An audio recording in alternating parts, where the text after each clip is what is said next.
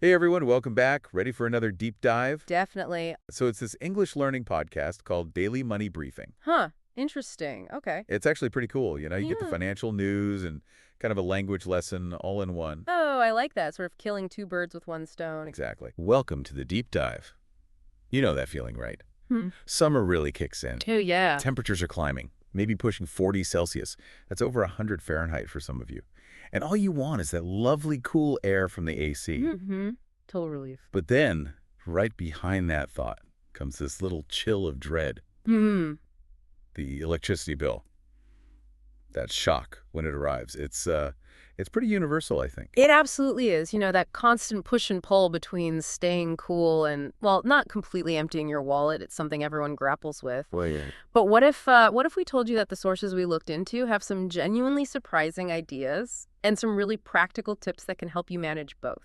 Okay, I'm listening. So our mission for this deep dive is basically to give you a shortcut, help you get really informed about AC efficiency, maybe even, change how you think about keeping cool altogether. Exactly. We're trying to cut through some of the maybe myths and get straight to stuff you can actually do. Yeah, actionable advice. And to kick things off, maybe one of the biggest things is just knowing what kind of air conditioner you actually have. Because, well, they're not all created equal when it comes to how much power they use, are they? Not at all. And that's where it gets pretty interesting, actually. The data we've seen points to ACs made before, say, 2011. They usually operate as what are called constant speed units. Constant speed. Okay, what's that mean in practice? Think of it like a simple light switch. It's either fully on, blasting cold air, or fully off. Right. So it cools the room down to where you set it, then clunk, shuts off completely. Then as it warms up again, maybe, I don't know, every couple of hours or so, it kicks back on with this big surge of energy. But hang on a second. We're always told, turn off lights when you leave a room, unplug things. So wouldn't turning those older ACs off and on actually be better for saving energy? It feels wrong to just let something run and run. Yeah, that's a really common thought, and it makes perfect sense logically. But surprisingly, for a lot of air conditioners, it's kind of the opposite. Our sources really highlight this key difference. That constant stopping and starting. In those older constant speed units, it needs this huge jolt of power every single time it restarts. Ah, okay. But the newer ones, the inverter models, they're designed totally differently. They can run continuously, but they're smarter. They adjust their cooling power up and down as needed. So they're not just on or off AF. Exactly. It's more like a dimmer switch than a hard switch.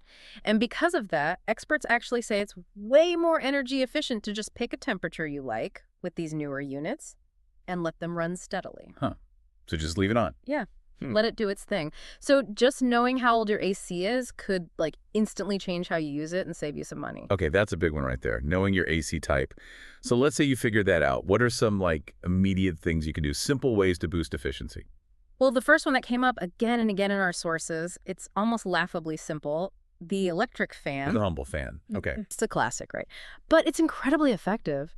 Yeah. Using a fan with your air conditioner, it's not just about feeling a breeze. It actually helps circulate that cool air around the room much, much faster. Right. It spreads it out. Exactly. And what that does for your AC unit is reduce its workload. It doesn't have to work quite as hard or run for quite as long to get the whole space down to the temperature you want. It's like a little helper for your AC. I always just thought the fan made me feel cooler, personally. But the idea that it actually helps the AC unit itself work less? Yeah, that's a bit of a game changer. It really is. Okay, what else? What's another key thing our sources pointed to? Maintenance. Simple, basic maintenance. And this is something, a lot of us probably put off or forget entirely. Guilty as charged. What specifically? Cleaning two main things. The outdoor condenser unit, that's the big box outside, and the filters inside your indoor unit. Now, you might think, does cleaning really make that much difference? Yeah, it sounds like basic housekeeping. Is it really going to show up on my bill? It truly is fundamental. Based on what we read, think about it like this. A dirty, clogged filter. It's like trying to breathe through a really thick cloth. Okay. Your AC has to strain, work way harder just to pull air through that blockage to cool it. And same thing with a grimy outdoor unit. It can't get rid of the heat it's pulling from your house efficiently. So it's just struggling. Exactly. And that struggle means it's using more power, Our sources are pretty clear. Regular cleaning can seriously boost cooling efficiency and, yeah, cut your power consumption noticeably. It's such an easy win. Okay. Okay, message received. Clean the filters, clean the outside box. Got it. Yeah. Now, what about folks who are maybe looking at buying a new AC? Maybe their old one is one of those constant speed energy hogs. Well, if you're in the market for a new one, there's a really timely tip, a big money saver highlighted in the sources. We're talking about a government program. Ooh, okay. Tell me more. It's called the Top Efficiency Appliance Rebate Program. And it's pretty new. It was apparently passed in early July, part of the latest supplementary budget.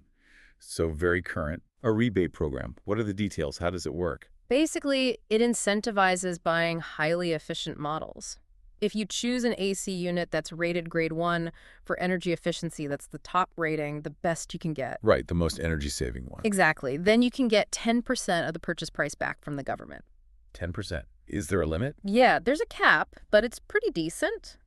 Up to 300,000 Korean won, which is roughly 230 US dollars. Wow, it's not insignificant, especially when you're buying a big appliance like an AC.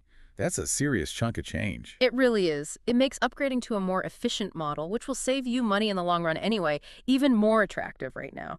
It's a clear push towards better technology. Good to know. Okay, before we wrap this up, there was one more crucial tip, especially aimed at small business owners. Yes, this one's really important for shops, cafes, restaurants maybe. It's about a common practice: open door cooling. I know exactly what you mean.